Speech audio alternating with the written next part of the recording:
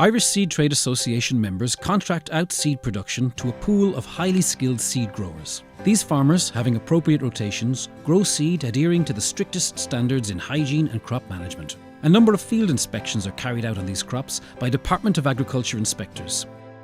These inspections are critical to ensure the variety is true to type and that the crop is free from weeds and generally healthy.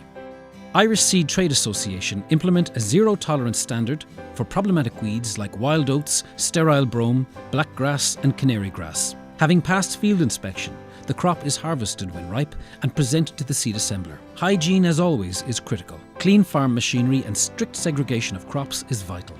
At intake, the seed crop is sampled extensively and given a thorough inspection. The usual parameters of moisture and kpH are monitored, and the crop is checked for visual appearance, purity and the presence of weed seeds. The Irish Seed Trade Association, certifying Irish seed since 1914. This video has been developed with the kind support of the Plant Variety Development Office and the members of the Irish Seed Trade Association.